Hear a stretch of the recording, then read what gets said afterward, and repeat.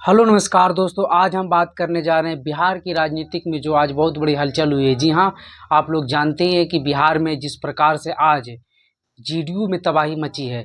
इससे पहले आरजेडी में तबाही मच रही थी। आरजेडी के बड़े बड़े नेताओं अपना पद छोड़कर जा रहे थे, कोई प्रशांत किशोर के साथ तो कोई जेडीयू के साथ तो कोई इस्तीफा देकर बैठ गए थे।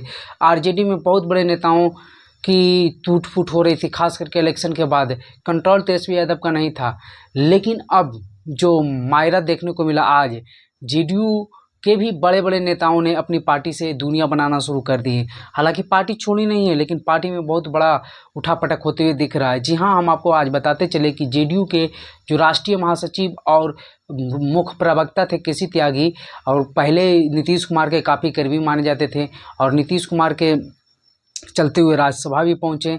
जेडीयू के दिल्ली में सारा कामकाज वही देखते थे। हालांकि वो रहने वाले उत्तर प्रदेश के हैं और जाति से भूमिहार हैं। तो केसी त्यागी जी को आज केसी त्यागी ने अपने राष्ट्रीय प्रवक्ता के पद से जेडीयू के इस्तीफा दे दिया, और ये कोई छोटी बात नहीं है। कहा तो ये जा रहा है, लोग ये कह रहे हैं कि वो अपने मन से दे दिए, क्योंकि उन्हें कार्य की व्यस्तता और बहुत ज़्यादा दो पद संभालना मुश्किल हो रहा था। लेकिन जो एनालिस्ट हैं वो बता रहे हैं कि इसके पीछे बहुत बड़ा कारण है, और वो अपने मन से इस्तीफा नहीं दिए, बल्कि उन्हें प्रेशर बनाकर इस्तीफा दिलाया गया। क्योंकि जेडीयू इस प्रकार से केसी त्यागी से खपा है, क्योंकि केसी त्यागी को माना जाता है कि वो बीजेपी से ज़्यादा करे हुए हैं। हालांकि उनके बयान से आपको ऐसा देखने को नहीं मिलेगा, लेकिन पहले चर्चा चली थी कि उनके बेटे जो हैं, हालांकि वो यूपी के रहने वाले हैं, तो उनके बेटे को लेकर कि यूपी विधानसभा चुनाव में जब 2022 में हो रहा था यूपी विधानसभा चुनाव, तो उनके बेटे को लड़ाने की बातें चल रही थी, और वो भी बीजेपी से। फिर बाद में ये भी खबरें चली कि वो बीजेपी से चुनाव लड़ेंगे यूपी में लोकसभा का भी।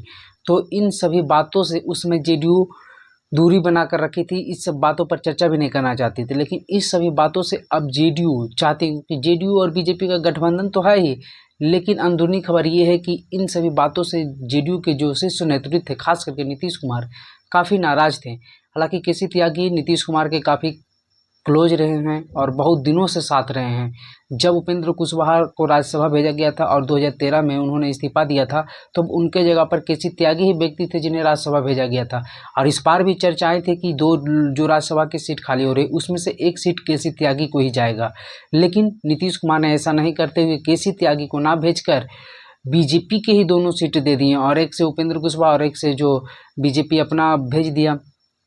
तो फिर जो है केसी त्यागी जेडीयू से उनकी भी नाराज़गी थी, क्योंकि ना तो वो राष्ट्रीय प्रवक्ता हैं और पद पर हैं, लेकिन कोई भी संवैधानिक पद पर नहीं, ना तो एमएलसी है, ना विधायक है, ना एमपी है, ना राज्यसभा सदस्य हैं।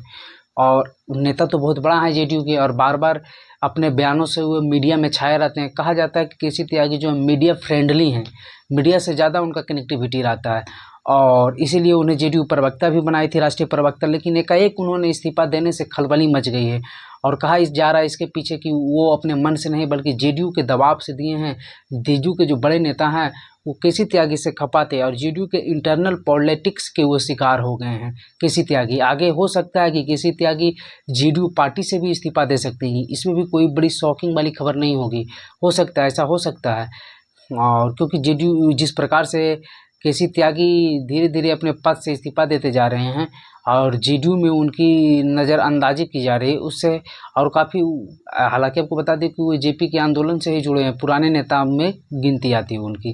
तो ये तो हो गई जेडीयू की बात। अब हम बात कर लेते हैं जेडीयू के लिए आज एक बहुत बड़ी खबर भी आई, क्योंकि आरजेडी से जो इस्तीफा देकर श्याम रजक ने लालू यादव और तेजस्वी पर जो आरोप लगाए थे, उसके बाद कुछ दिनों के बाद ही अब वो जेडीयू आज ज्वाइन कर लिए हैं, और जेडीयू ज्वाइन करते ही आरजेडी पर बरसे हैं। हालांकि ये कहा जा रहा है कि जेडीयू इस बार चौथा या पांचवा बार ज्वाइन किए हैं। कितने बार जेडीयू से आरजेडी गए, आरजेडी से जेडीयू में आए हैं। श्याम रजक कहा जाता है कि वो जेडीयू के आरजेडी और जेडीयू दोनों में रहे, बड़े नेता माने जाते हैं दलितों के। हालांकि उनको अशोक चौधरी से पड़ती नहीं है, और जब आज भी उनका जब सम्मेलन था, जब वो अपने कार्यकर्ताओं के साथ जेडीयू ज्वाइन कर रहे थे, तो अशोक चौधरी वहाँ पर मौजूद नहीं थे। तो आज उन्होंने जेडीयू ज्वाइन कर लिया, और जेडीयू से ज्वाइन करने का मतलब है कि साल 2025 में जो विधानसभा चुनाव, उसमें फुलवारी से वो लड़ेंगे। फुलवारी से वो विधायक रह चुके हैं, मंत्री रह चुके हैं, तो फुलवारी उनकी अपना सीट मानी जाती है, परंपरागत सीट मानी जाती है। तो फुलवारी से उनकी लड़ने की चांसेस बहुत ज़्यादा है विधानसभा चुनाव 2025 का। तो आगे जैसे कुछ और नई खबर आती है हम आपको बताएंगे वीडियो पर। वीडियो के बाद आप कमेंट बॉक्स में ज़रूर अपना राय शेयर करें। वीडियो देखने के लिए